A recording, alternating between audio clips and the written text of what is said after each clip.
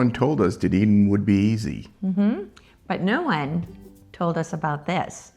This is Baldwin Street, the steepest residential street in the world. And that was just the start of our day in Dunedin. Hey everyone, I'm Rob. And I'm Kim, and we're from K&R Travel Journeys.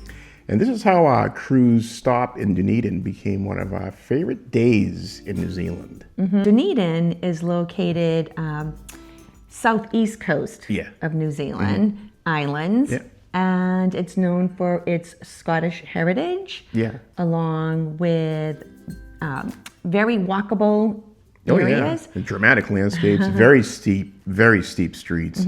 And this is on the South Island, just so you have perspective. There's a North and South Island of New Zealand, so this is the South Island. This is our first port day. Our first big goal was to tackle Baldwin Street. Yeah, I think it's on the Guinness Book of World Records. It's a holder. It is. So before getting to Baldwin Street, we had a driver that picked us up at the port. And it was a little bit confusing because he was there and we were being told like, oh no, you can't go out this way or you can't go out that way. And finally we did manage to get to the driver, who thankfully was very patient, and he was an amazing driver. He stopped along the way before taking us over to Baldwin Street. And actually, when you get off the ship, they do have shuttle service going into the Octagon area, like the downtown of Dunedin. And then from there, you can do other things. But we opted to get an Uber driver because, we like the private setting, and it just works out better for us. So this guy we got, his name was Graham, and I noticed on his little card it said Mr. Happy, and he was really a nice person. He was really He actually nice. took us to back roads, to bypass all the shuttle traffic going into town. So that was great. But and that was a crazy drive because it was like we went up into the mountains. Going up into the mountains, and he did stop along the way and said, "This is a great photo op," and he was very happy to take our pictures, which we'll share in the video. And he actually told us that with this Baldwin Street, it's like a 35% grade going up the hill. It's a very steep street, as you can see on the videos that we're showing you. But he was saying that a kid did a pogo stick up and down, all the way up and down. I think he was trying to raise money for the Ronald McDonald House because his sister was suffering from cancer. So that was an amazing thing to hear.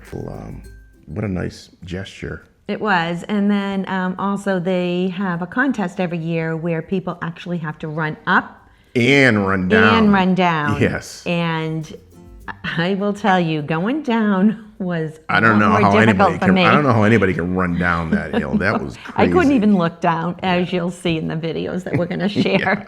So, yeah. Well, we made it up to the top.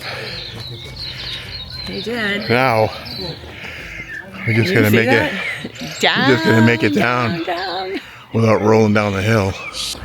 Well, want you, Mr. Fancy Pants?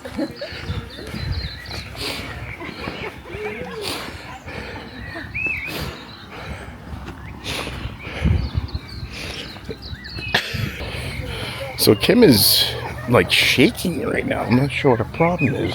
I think as she gets older, she's afraid of heights. Yeah, I feel like a dizzy. I don't know. I have to just. She's weak in the knees. I'm not paying attention. I'll fall. Weak in the knees. Yeah. Shaking. I don't know. It's a fear, I think, of falling. Thank you.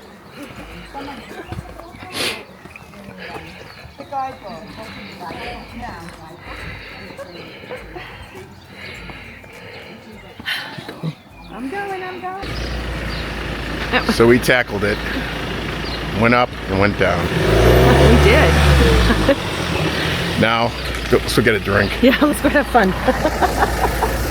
So after Baldwin Street, our legs were shaking.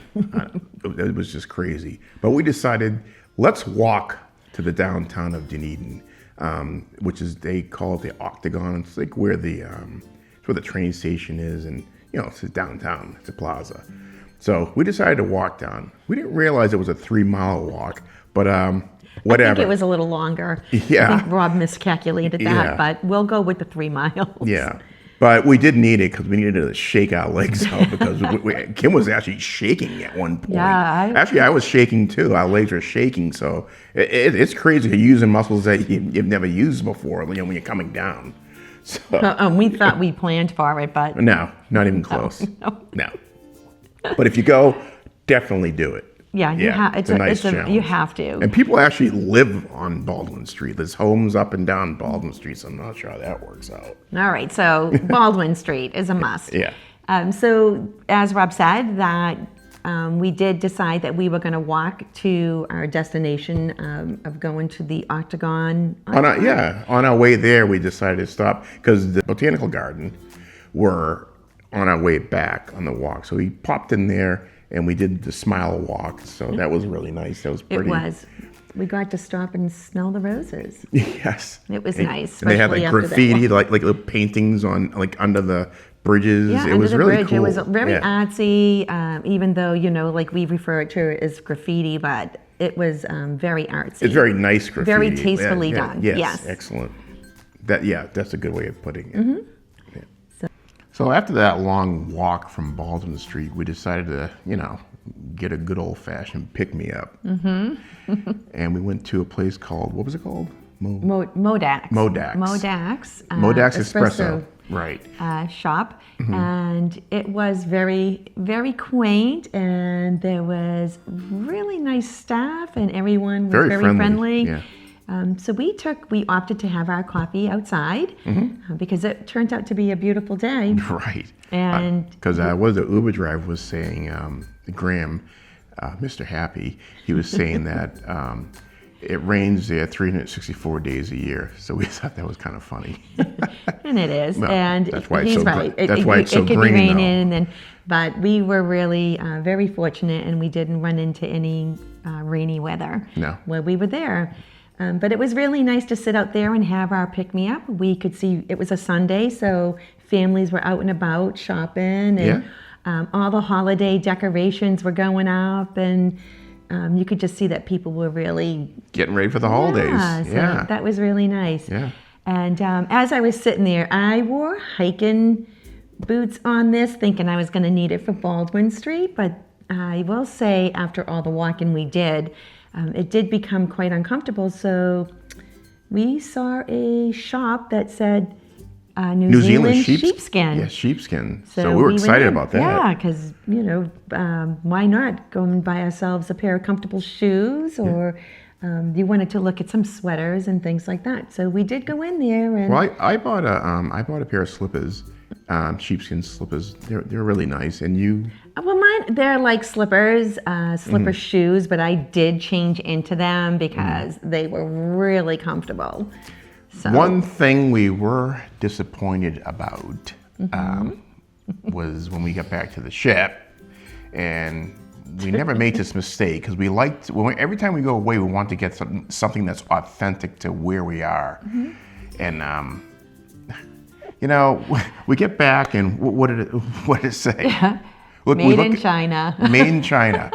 Which I don't have a problem with China. Everything's made in China. But when you're down in New Zealand and you we wanted to buy New Zealand sheepskin and we always slippers look or for that shoes. because I know we were in Argentina, the same thing. Like you had to look at everything, make sure it was actually made there because a lot of stuff, as everybody knows, is made in China. Yeah, which, it was a little disappointment, but they still are comfortable. In They're any still event, nice. I wear them all the time. They're very Yeah. comfortable, and I really do like them, Yeah. and I get a lot of compliments on them. So, so we made our way into the, what's the center called? The square? Octagon? Oh, the Octagon. And one of the highlights of the city is Dunedin's Railroad Station. Oh, yeah. It was built, I think, during the Gold Rush era in the early 1900s. Yeah, so it's one of the most visited places In New Zealand. in New Zealand. Yeah.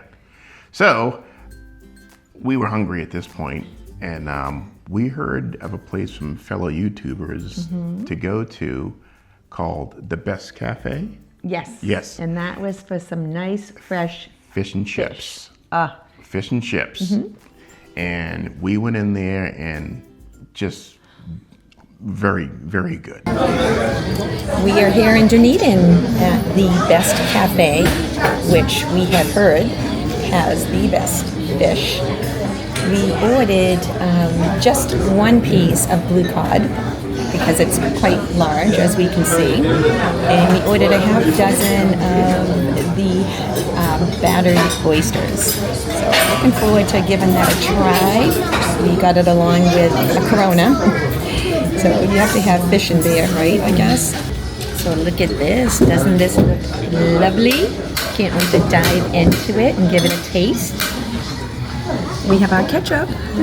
We have a blue cod, fried blue cod, the fried oysters, and look how cute. They put the tartar sauce right in the oyster shell.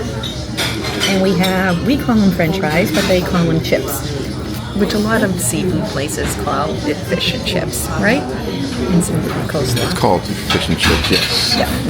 Yeah. Oh, it looks like we have a little beak there too. You gonna indulge? Okay. I'm gonna go ahead and try one of the oysters.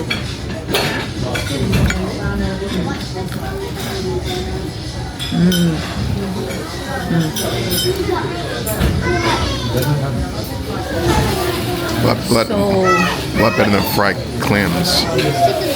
A lot better than fried clams. Lightly battered. It's very delicious. How about you? You wanna? I'm gonna hot. Hot.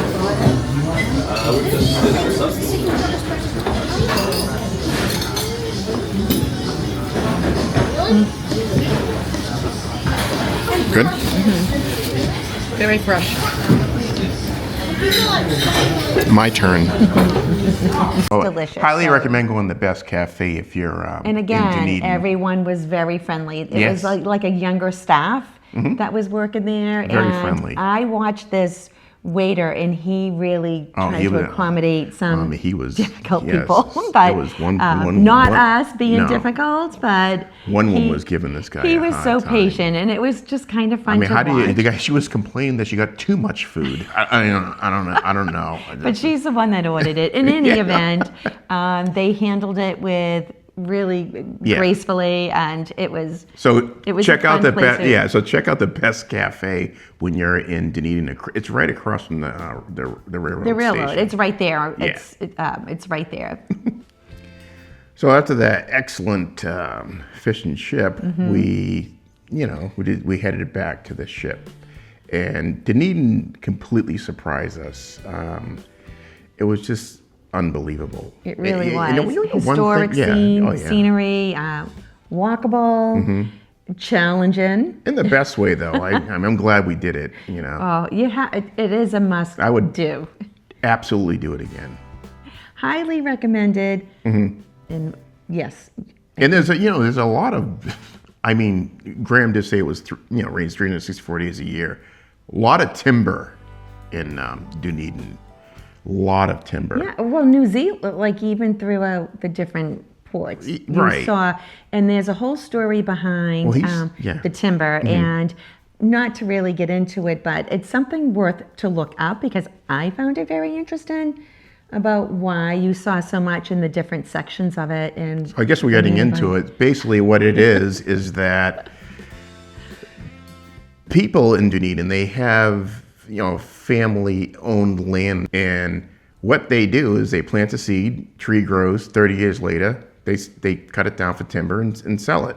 And that's kind of like And part that's- of their retirement. Yeah, and they use that for their retirements. That's pretty cool. Yeah, we found out Yeah. a lot of, again, getting your own guide or Uber driver.